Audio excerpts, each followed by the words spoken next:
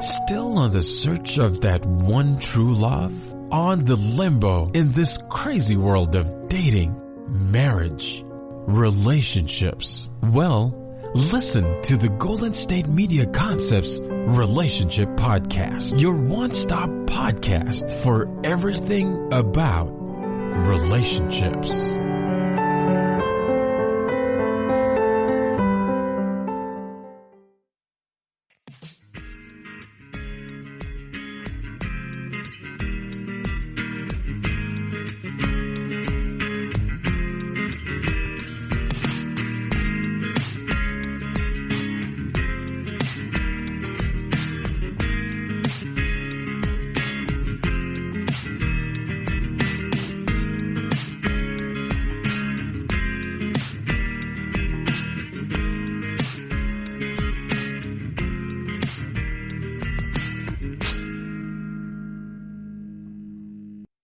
Hello, and thank you for tuning into the GSMC Relationship Podcast, brought to you by the GSMC Podcast Network, and I'm your host, Giovanna. I'm so happy that you decided to listen today, because we're going to be talking about online dating. What is it? Is it good for relationships? Is it bad for relationships? Are online relationships more successful than relationships that you meet in person? You'll find out today. We're also going to be talking about what makes a good online dating profile, some articles that I found, and then we're going to be talking about top 10 dating profiles that you can sign up for today, right after you listen to this podcast, of course. Anyway, guys, so my hair is getting so long, okay? So, like, in my state of New York, we can get haircuts now, but I think I'm gonna actually let it keep growing because, one, the girl who cuts my hair, she's not gonna have an opening for me until probably, like, August or September, and, you know, I don't need color or anything, but it's, like, down to the middle of my back right now, and it's nuts. But anyway, let's get to what you guys came here for, and that is online dating. I actually found a really cool Pew Research study on all about online dating, and it had a lot of interesting facts, and it seemed to have a very large sample size, which makes me happy. So they surveyed 4,860 U.S. adults, and the study was conducted online from October 16th to 28th of 2019. So pretty recent too, which is good. They actually did a survey back in 2013, and since then, more people have used online dating websites. So, you know, as you can imagine though. But dating websites, and not necessarily websites, but personal ads have been around forever. So we actually have newspaper records of personal ads in the 1700s of, you know, single men and women looking for, you know, somebody else, special somebody.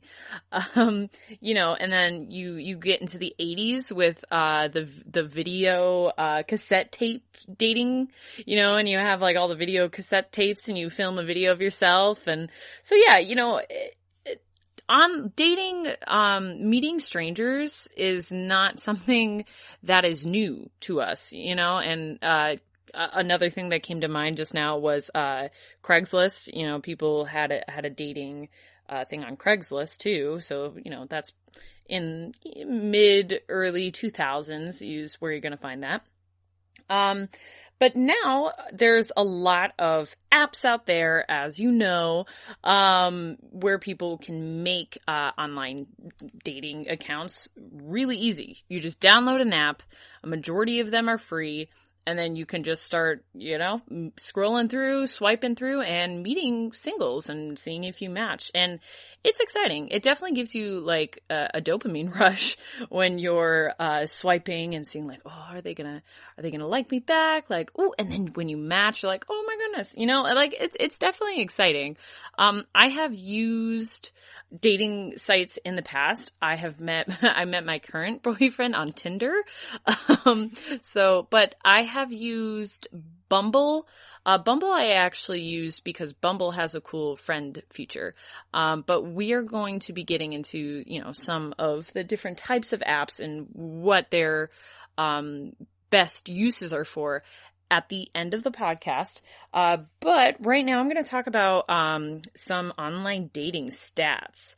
So today, 3 in 10 U.S. adults say they have used an online dating site or app, including 11% who have done so in the past year. 12% say they have married or been in a committed relationship with someone they first met through a dating site or app. So all in all, about a quarter of Americans, 23%, say they have ever gone on a date with someone they have first met through a dating site or app. And like I said, those numbers have gone up from 2013 with 11% of U.S. adults having used a dating app, with only 3% reporting that they entered a actual relationship with someone that they had met from a dating app. What was really interesting to me, and I didn't find extremely surprising, and I'm sure you listening won't either, is that roughly half of the 18 to 29-year-olds and LGBT adults say they have ever used a dating app, while about 20% in each group say they have married or been in a committed relationship with someone. So, people who are younger, so 18 to 29-year-olds, and if you are lesbian, gay, or bisexual, you are more likely to use a dating app. Also, something that's not surprising, according to the study, is that 60% of female users aged 18 to 34 say someone on a dating site or app continued to contact them after they said that they were not interested, with a similar share of 57% report being sent a sexually explicit photo. Now, as a woman who has used a dating app before, I can definitely attest to this. Luckily, I didn't have people who continued to contact me after I unmatched with them, thank God. But I do have friends where they had their Instagram handle on their Tinder profile, and there was a guy who looked her up on Instagram and kept messaging her. So I actually didn't have my Instagram linked to my Tinder for I don't think I've ever had it. I had ever had it linked to my Tinder. But anyway, but the thing is though, say what you will about online dating, it does make it really easier for you to date. It gives you a way to meet people that you wouldn't necessarily meet in your friend circle. You can definitely meet the singles that are in your area and who are actually single and might not necessarily be within your friend group, which is kind of nice. But there are some other people who say that online dating may have a negative effect on dating. But actually, half of Americans believe that dating sites and apps had neither a positive nor negative effect on dating and relationships. So 22% believe it's mostly positive and 26% believe it's mostly negative. And then everybody else said that it really doesn't have any effect at all. So, a majority of people are going to say that it really doesn't have any effect. And that, I read the study from Pew that seemed to be pretty much what they stuck with the entire time. There was about a quarter of people who said, it was bad, and there was another quarter of people who said it was also bad. But the one thing was, women between 18 and 39, they didn't have, sometimes the best experience with, unwanted content from, matches.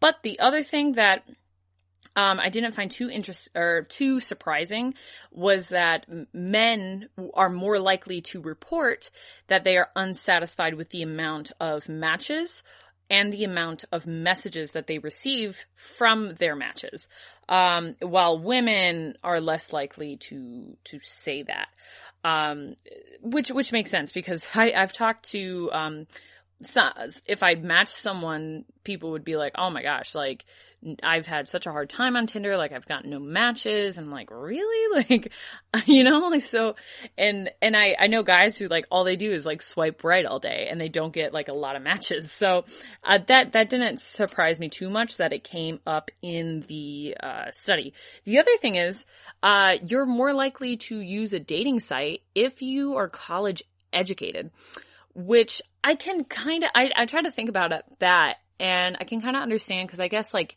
if you're in college, you are using some type of dating app to meet other people in your area, and there's so many people in college, so you never know who you're gonna meet. So, like, if you are using a dating app, you are more likely to be between the ages of 18 and 39, lesbian, gay, or bisexual, and college educated, basically, is kind of what the study said. Like, they did a large group. But I can also understand people are more likely to use an app, a dating app, if they're lesbian, gay, or bisexual, because it's so hard to figure out as a queer person. You never know, like, oh, are they also gay? You're like, oh my God. Like, sometimes it can be awkward. So if you have a dating site that specifically says, hey, I am gay, I am queer, it helps a lot. So that I can understand completely. But yeah, there was, another part of the study said that, and everyone agreed that relationships that, were formed from people who met online are going to not really have a difference compared to people who are met in person, which I think it's, excuse me, I think it's funny, because there is such a, negative connotation associated to online dating. Maybe not as much anymore. But I know from, like, older people, or, an older generation, had said it's an unsafe way to meet people. And this study also, explored that. And, women were more likely to say that, it was unsafe. But, of the US adults, 46% said, it was unsafe. So that is less than half, so I think that trend is going down. If I were a betting woman, I would say that number is probably going to continue to go down. I know meeting someone online that you've only talked to online is never a surefire, like, it's not completely safe. But, neither is going out with, someone, if your friend set you up on a blind date, because I don't know. I just feel like if you really want to look at the world that way, like, nothing is safe.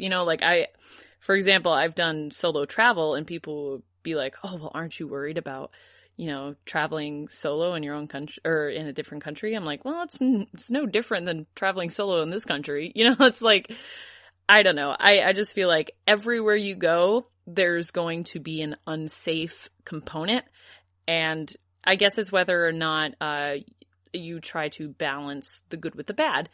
So yeah, there are pros and cons to dating online, but a majority, according to this study, a majority of Americans at least, believe that it really doesn't have an effect on anything. People are pretty much under the assumption that, online dating is just online dating. And it really isn't very different from anything else. So yeah, that is, before we take a quick sponsor break, in the next segment, we're going to be talking about, what makes, the best online dating profile. So if you're trying to get the most matches, these are some of tips that you can do to really boost your dating profile. And now we're going to pause for a quick break. The GSMC Sex Podcast is a show that examines all aspects of sexuality, from physical to emotional to spiritual. Join our hosts as they discuss age-old questions, common misconceptions, and the latest topics surrounding sex. They'll tackle topics about sexuality from the complicated to the hilarious and everything in between. GSMC Sex Podcast is your show for all of your questions about sex, even some you might not have thought of yet. Download the GSMC Sex Podcast on iTunes, Stitcher, SoundCloud, Google Play, or anywhere you can find podcasts. Just type GSMC in the search bar.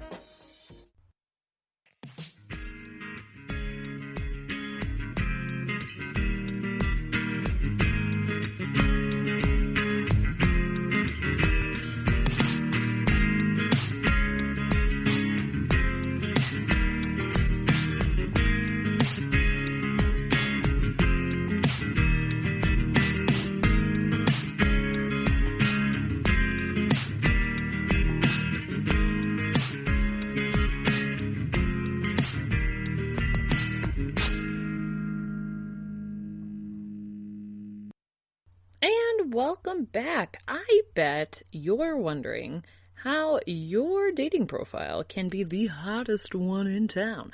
Well, guess what? I'm here to tell you how. So my number one tip, which I've actually said in the last episode, I believe, is always have a friend look over your profile. This is so important. Like I had multiple people look over my profile, a mixture of guys and girls, because that's what I had my profile set to. But even if you are just someone who's only looking for the opposite sex, I would recommend showing it to, your guy friends and your girlfriends, especially your girlfriends or your friends that are girls, you get it. Or your friends that are guys, if you're a woman just looking for a man, because they are going to be, and bonus points if they are currently using Tinder or have used Tinder or another dating app, because they are the ones who are looking at dating matches. For example, if I have to see one more fishing picture, like guys, man, okay, I get it. I get the fishing pictures. Like I get that you're proud of it, but it's every profile. But you know what? Do what you want. It's your dating profile. Maybe that's just my opinion. Maybe if you're on like a specific dating website for, say, outdoorsy people or something like that, maybe that is definitely a good route to take. But if you find that you have all of your pictures are just you holding a fish and you're getting all of the matches, keep doing what you're doing. If it's working, don't fix it if it ain't broke. But I'm just here to say, there's a lot of fish pictures. A lot. Anyway, so some good shots to have. You always want to have at least one full body shot. Also, if the pictures are over a year old, don't use them. I don't care if you looked amazing in 2013. Don't use it. Well, 2013 may have been too long ago. Even 2015, 2017. Just don't use it. It's too long ago. You have to update your profile continually. Maybe if you're someone who drinks infant's blood and it doesn't look like you've changed at all, sure, I guess go ahead, use it. But typically speaking, use pictures that are up to date. So there's no surprises. I mean, I've been on a couple Tinder dates where I'm like, ooh, you look a little different. Just a little bit. Nothing too crazy, but I can tell it's you. But you look a little different there, pal. I can tell that was an older picture. So you just don't want there to be any surprises. The one thing that actually came up in that Pew study was that a majority of people think that people will lie on a dating app. So you don't want to be someone who lies. Just be honest on your dating profile. And then show, don't tell. The one thing that I think is funny is when people are like, I love to travel. Okay, great. Where do you like to travel though? Going to Disneyland and going backpacking through Europe is very different, so if you're saying I'm someone who, likes to, I'm a homebody, instead of saying I'm a homebody, say some of my favorite hobbies are I love to read, I love to watch Netflix. These are, just some quiet examples. And then in your pictures, have some candids, have at least one full body picture, obviously like one headshot-ish. I like to include at least one with a friend's or another person, but make sure that you're still the focal point of that picture. And as long, that was the other thing that would drive me crazy is like when you have, when you come across a profile and they are all in the same, like in group shots. And it's like, okay, I have to find the one that looks the same in each picture. You know, like that's just too much work. If you have a bunch of pictures that are just you, and then maybe one or two that has you and another person, what I would used to do too, I would use sometimes a picture of me and a friend that looks very different. Like she has blonde hair, I have brown hair. Like you can tell we're different, you know? So another very important thing is, people love pictures where you're smiling. Oh my gosh. Like I don't, you just look so unapproachable. Like honestly, if you're not like, this did happen with a lot of guys profile I saw, they just all look so serious and unhappy. I'm like, add at least one picture where you're smiling. At least one. You know, it's something, or like just say something that like will give you personality. Now, I went on dates where in every picture they were frowning, and then like the date went fine and they were like goofy people. If you're a goofy person, you need to show that in your profile. Like, you know, and also I guess no negativity in your profile. You know, if you're someone that like, for example, like no drama queens need not apply. You know, that's going to tell me that like, oh, you bring a lot of drama to the relationship and I'm not going to want to match with you.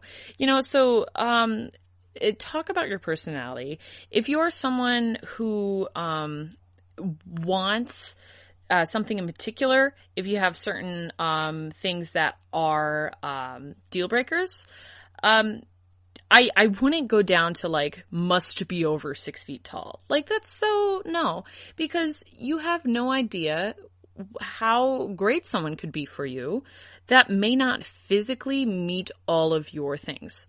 But let's say you're someone who doesn't want to have kids and you want to get into a long-term relationship. That's not a bad idea to put on your on your dating profile. Or if you're someone who wants to get into a long-term relationship from someone off a dating profile and you want to have kids, be like, oh, looking for someone who loves kids, looking for someone who likes kids, you know, and let's say you are looking for a specific body type. I wouldn't put like, has to be hot, 6-pack abs, you know, like instead say something like, looking for someone who's fit or looking for someone who cares about health and fitness. Now, that shows maybe you're interested in health and fitness, and you're looking for someone who is also holds those values.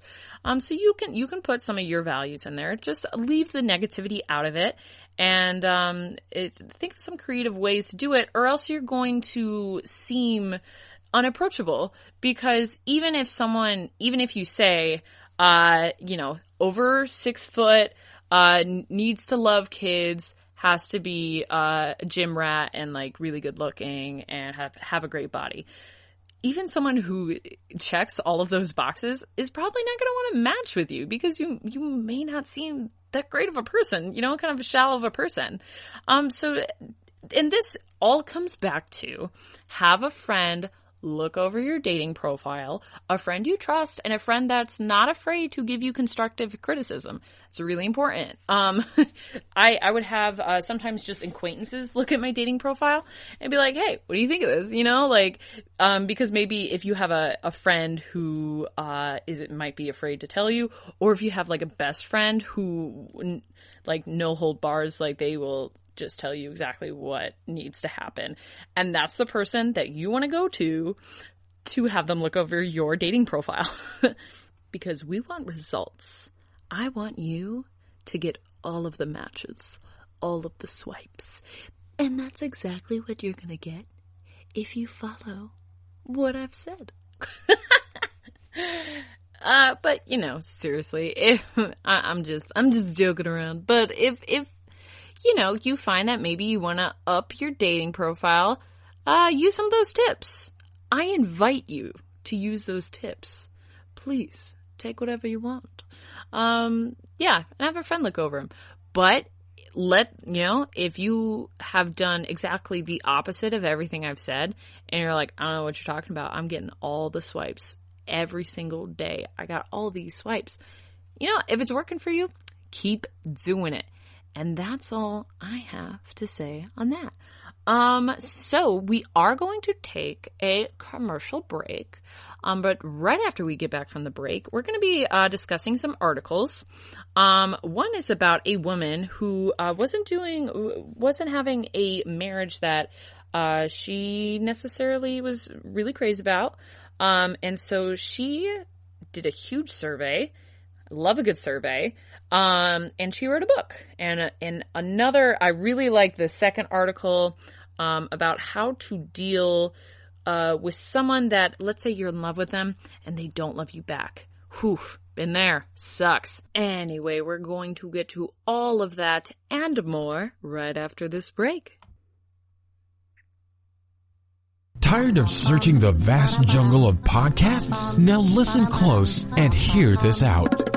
There's a podcast network that covers just about everything that you've been searching. Hey! The Golden State Media Concepts Podcast Network is here.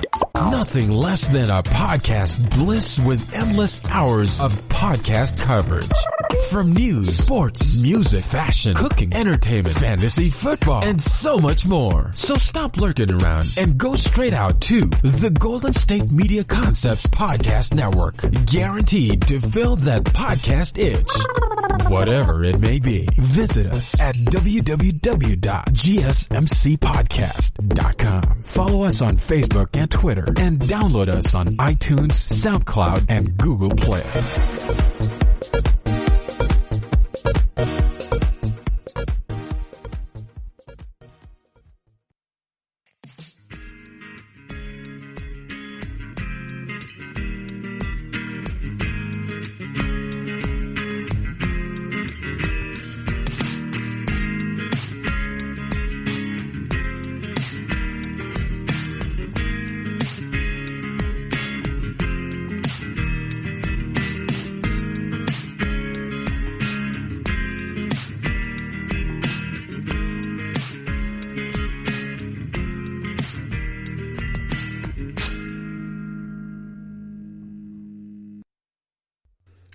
I'm so excited because I actually remembered my notes and I didn't have to pause and then go run and get them.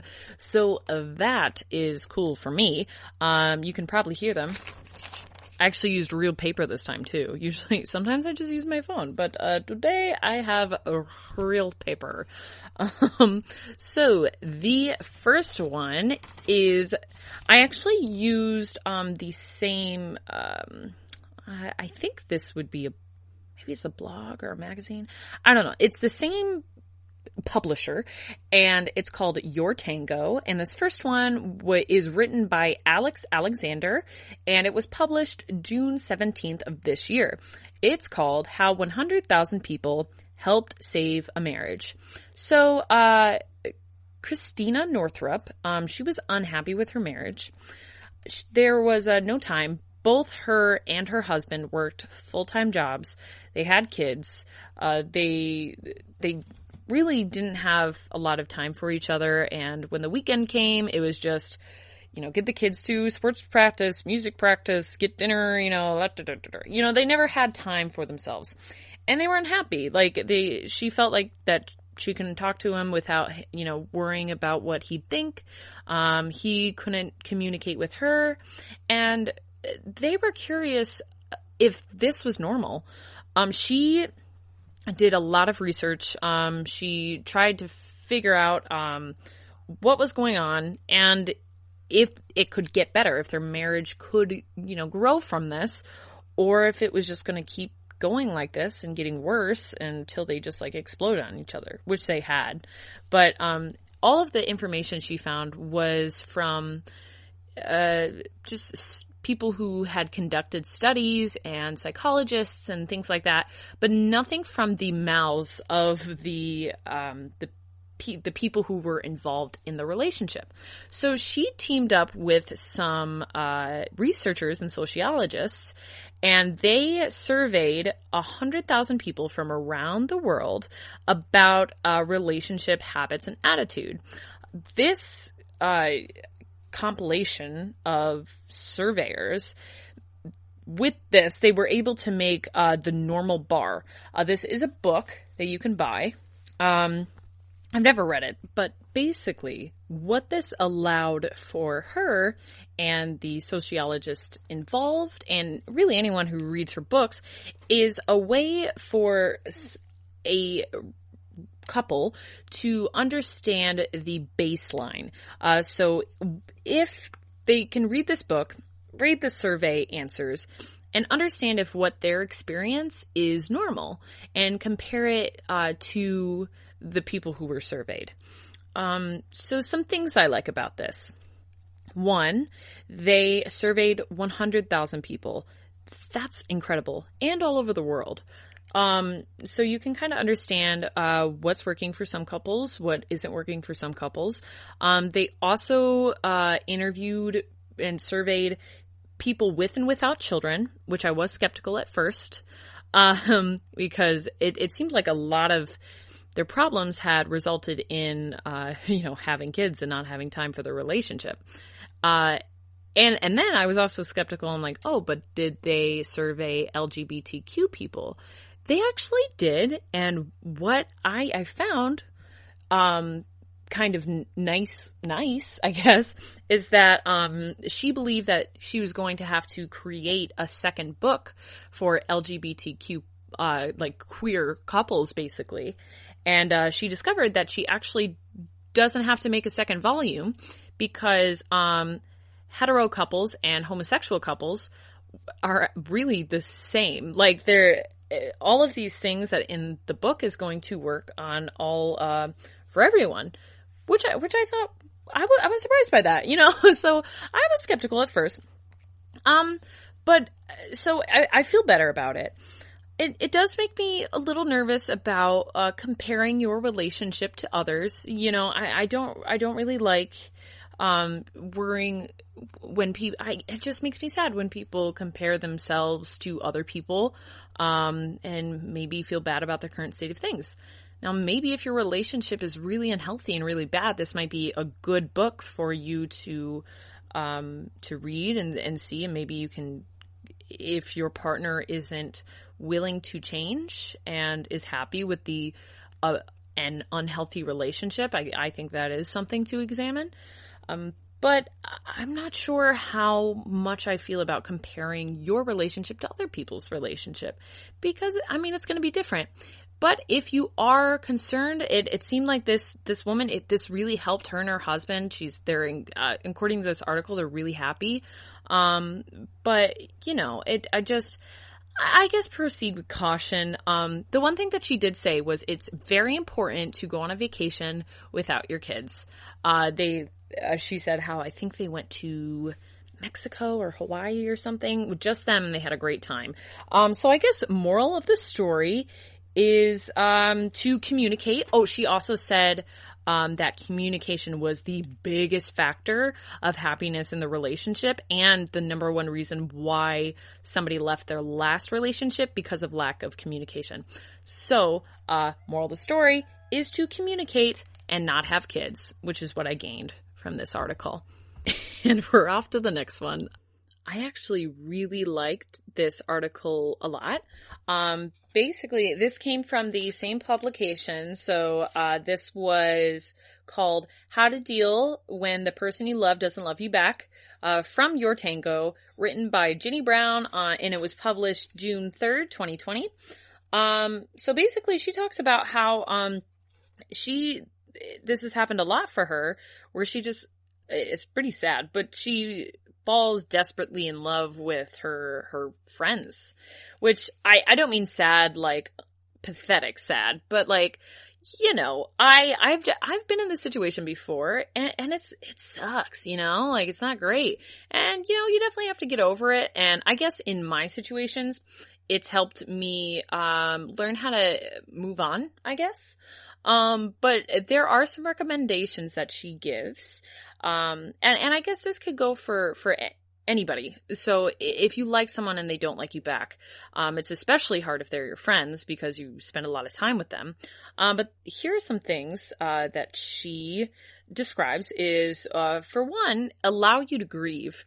She gives the example that, you know, people just tell you to get over it and, you know, just go out there and get them, you know? So, but allow yourself time to grieve.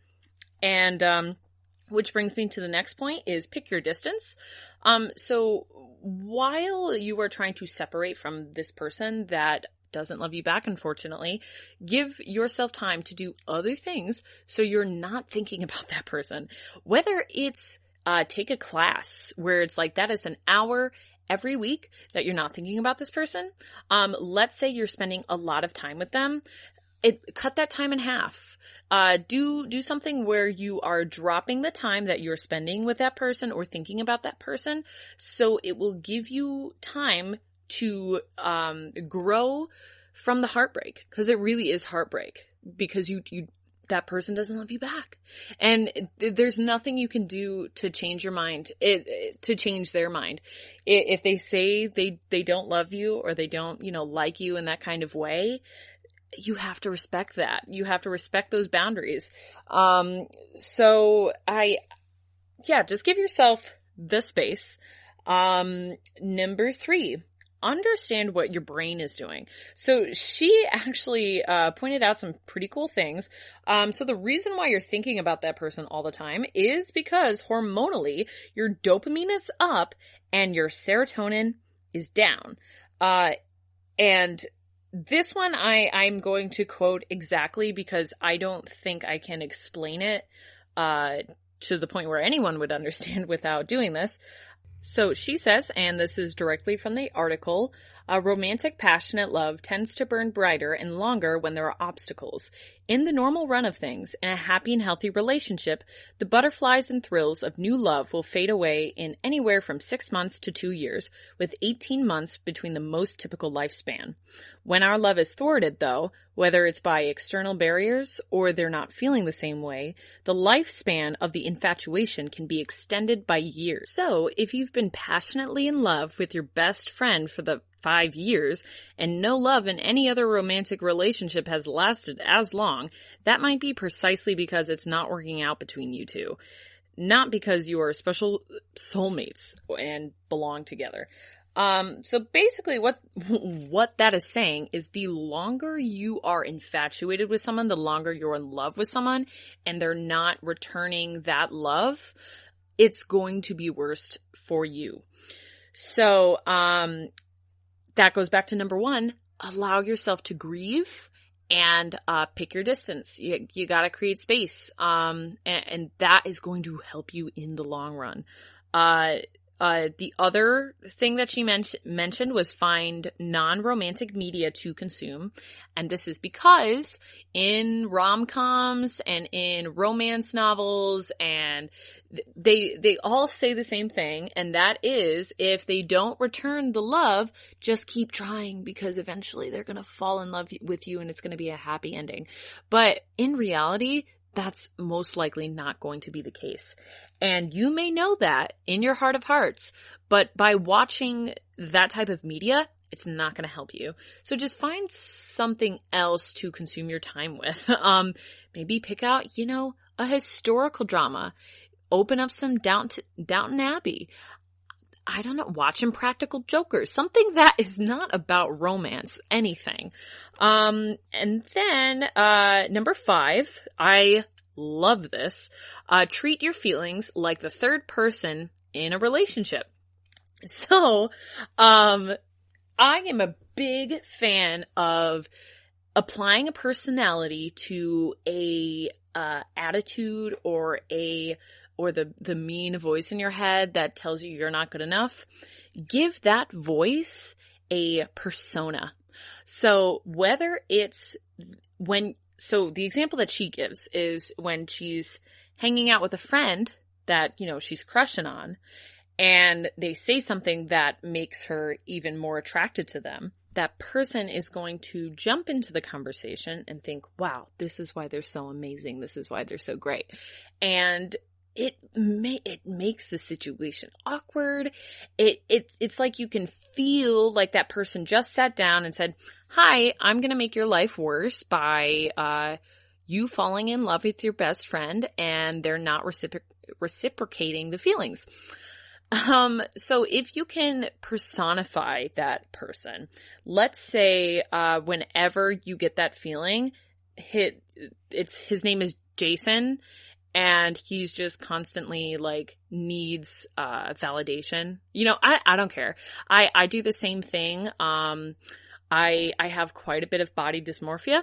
And I'm trying to do this to, be better about, my self-confidence.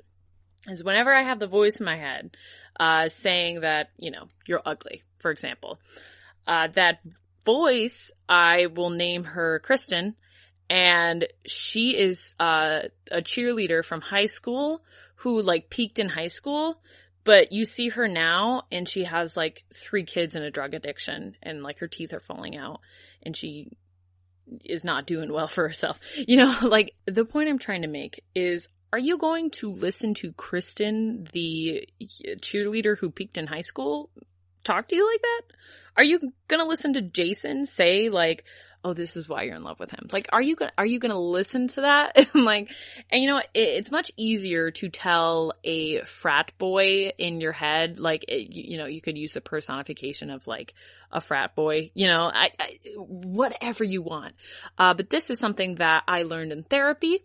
And I really think more people should know about it, because I love it if you personify a reaction in your head that you don't like. And I think that's great. I also wanted to talk about this part because I actually really liked it. And I've definitely done this. This was something I feel like I've done before, where basically she, after the most devastating heartbreak she's ever had, she decided to become a lawyer. And for months, she studied for the LSAT, and she actually got an amazing score on the LSAT. She ended up not going to grad school, this author, but, she basically, what she said, and this, I just found it so profound. She said she wanted to be a lawyer because she wanted to be this steely badass who feels no pain and doesn't need anyone. Who hasn't done that after being let down like that, or experiencing a heartbreak or something like that? I want to be someone who feels nothing. I want, I don't know. I just feel like that's so, relatable. Maybe I'm just speaking for myself. But I just thought that was so smart.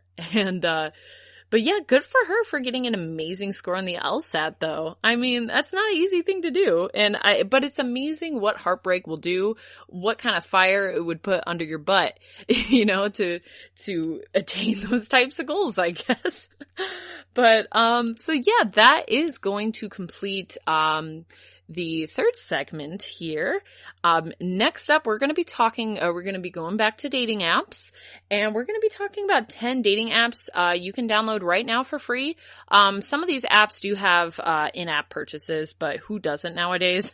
But yeah, you can download right now, and I'm going to go through each one of them and, each one, can be used for a different thing and for different people. So stay tuned.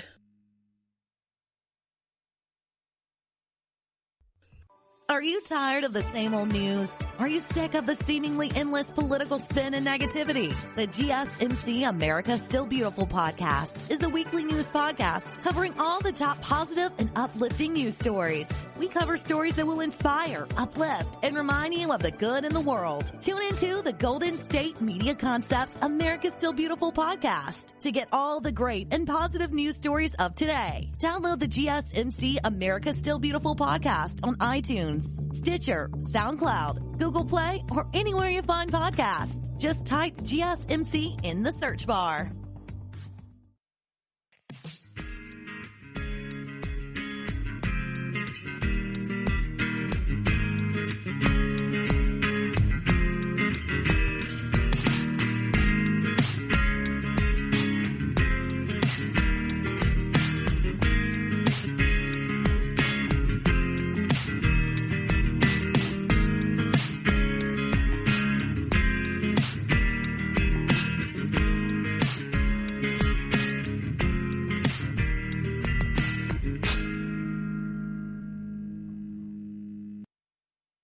And welcome back. So for our last segment, we are going to be discussing some of the 10 different dating profiles that you can download.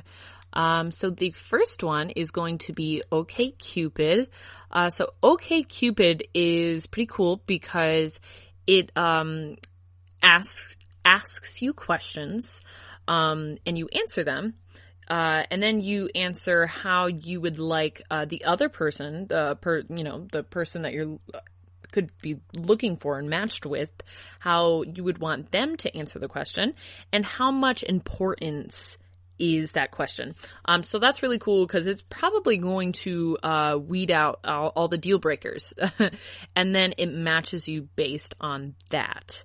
So yeah, it's if you don't want, the swiping game, this is a good option for you. So the next one came up in a lot of lists of the best dating apps that you can sign up for, and this one is Zoosk.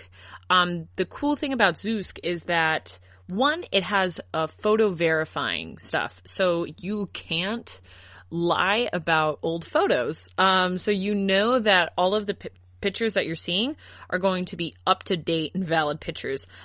Also for Zoosk, it learns from your messaging and the clicks and other actions that you perform in the app. So as you use it, the matches are going to get better and better after the app sees how you're interacting with other singles on Zoosk. But yeah, that one, I've never used Zoosk, but yeah, it came up in a lot of apps as the best app. So that is going to bring me into Tinder, because that is one of the apps that I have used. The thing about Tinder is, if you are living in a smaller town like I am, Tinder is pretty much going to be your only option. Maybe if you're in a bigger city, so Tinder, does have a negative connotation, I guess. But if you're living in a bigger city, you may have more options of these other dating sites. But I found if you're living in a smaller town with smaller populations, Tinder is going to be your best bet, because, it's the only thing there. I mean, people aren't signing up for like OkCupid and Zoosk and stuff in your area. So that's the thing about Tinder. Obviously, if you want to have no strings attached sex, go ahead and download Tinder. I met my current boyfriend on Tinder, so it can't be that bad, right? But yeah, I mean, especially if you live in an area that doesn't have a great population to choose from, Tinder is going to be your option. So the next one is Bumble. That is another one that I've used. I like Bumble because they also have a friend section. So you can just turn on friends and be like, hey, I'm looking for a friend. I use this when, basically last summer, I worked and lived in Italy as a tutor and a au pair. Which is basically like a nanny. And I used Bumble to find, people my age in my area. And most of them were doing a similar thing that I was doing. And that was pretty cool.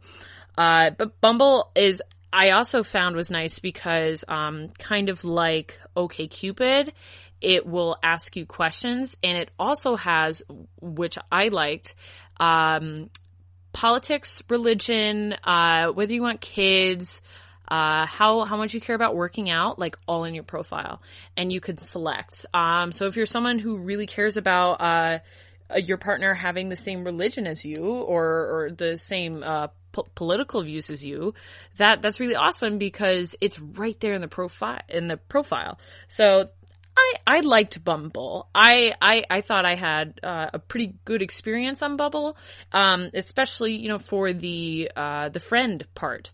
So even if you are not looking for someone right now, and you can download Bumble Friends. So yeah. So this next one is called Field, and this is a great option for people who are looking for maybe untraditional relationships. So this is going to be for the kink community. This is going to be if you're looking for either you're a couple who is looking to have a threesome, or if you're someone a self-titled unicorn, which is someone who wants to have a threesome with a couple.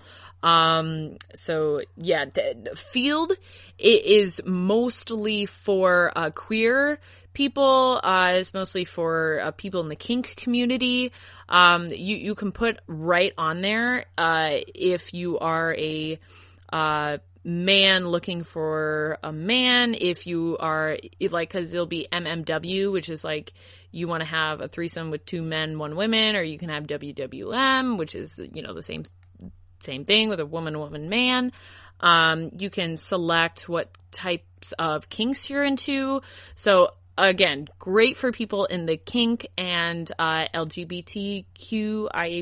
community. This next one is actually a newer app. It's called Lovebirds. This one is cool because it's based on video. So instead of having like pictures that you swipe through, you would record yourself making videos of, maybe you can talk about who you are and what you like, or maybe a recording of yourself doing one of your hobbies, and then you post it on there. And the other cool thing about Lovebirds is that it's international. So for example, Tinder, if you want to swipe internationally, you have to pay an extra fee, like it's not included in the free app. But with this one, you can swipe internationally and it's included in the free one. So that one's Lovebirds. Okay, and the next 2 are going to be for the homosexual couples, or singles, I mean. The one is Grindr. Okay, everybody knows about Grindr. It's like a worst version of Tinder. The thing with Grindr is that on Tinder they have like miles, but on Grindr they have like by the feet. Which I think is amazing and tickles me. But you can, same thing with Tinder, like it has a bad connotation, but you can still use people to like actually meet people on Grindr. But yeah, I am not a gay man. So I have never experienced Grindr. I just know what, friends have told me. But yeah, I mean, of course there's Grindr. There's got to be Grindr. But if you're someone if you are homosexual listening to this right now and you hate Grindr, most of these other options are going to have man-seeking man options on there that you can change it to. Like I know Bumble does, I know Tinder does. I don't know for sure about Zeus and OkCupid because personally I've never used those, but I mean, come on, with 50% of the people who use dating apps being gay, yeah, there's got to be options on all of these apps to change for a man-seeking man. But yeah, I just figured I had to bring up Grindr if I brought up Tinder. The next one is Her.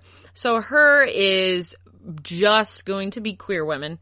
The nice thing about Her is, oh my god, especially on Tinder, this would happen to me all the time, where sometimes I would change my settings from like woman seeking men and women, to just woman seeking man, and then to woman seeking women. I would just change it up sometimes based on like what I wanted to see, what I wanted to swipe on that day, pretty much.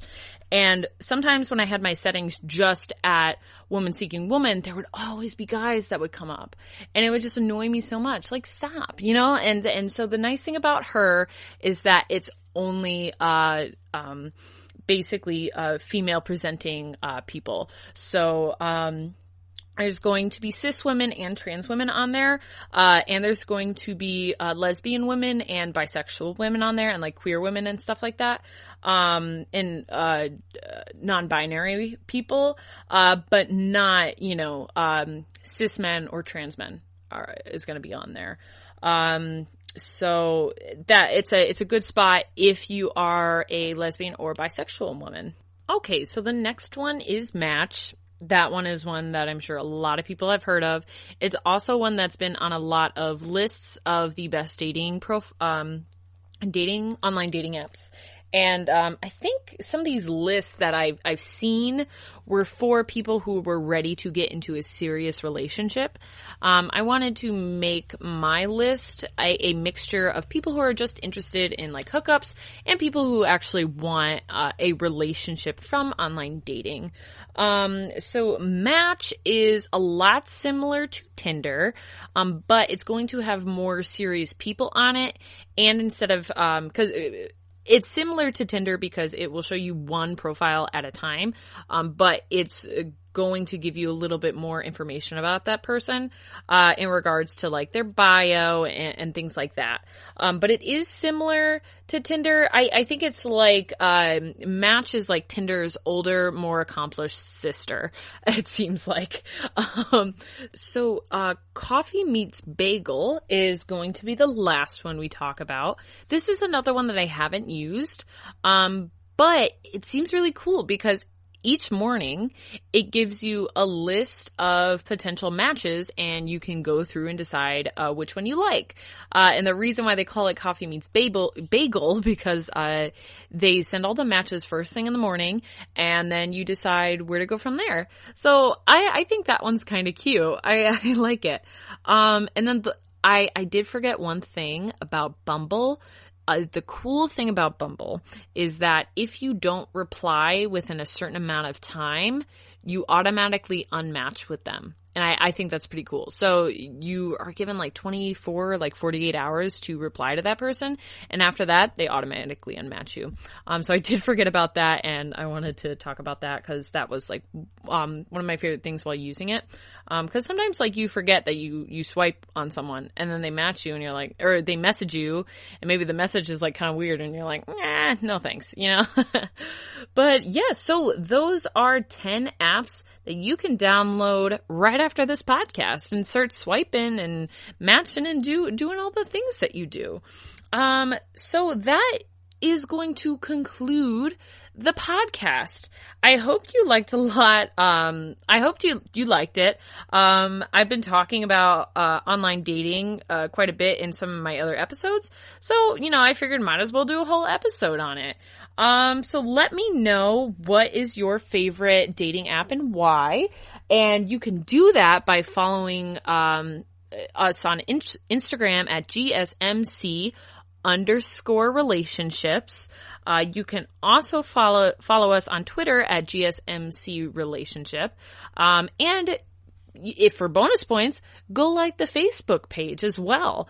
We're always going to be, whenever an episode comes out, it drops, it goes right to the Facebook page too. But an even easier way to figure out when a new episode comes out is when, if you subscribe to the podcast on Apple iTunes. I get like Spotify is awesome, but Apple iTunes uses like that's how podcasts get ranked, is by how many subscribes and downloads it has on Apple Podcasts. And another way to boost that is by leaving a rating and review. So please give us a 5-star rating and review, and you would be the best person ever.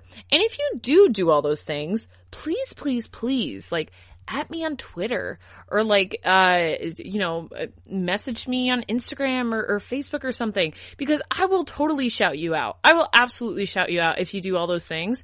Send me screenshots, of you doing those things, and oh yeah, you will totally get a shout out.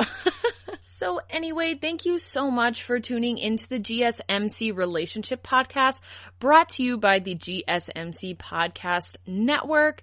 You're amazing, you're handsome, beautiful, cool, whatever, and you have a good night.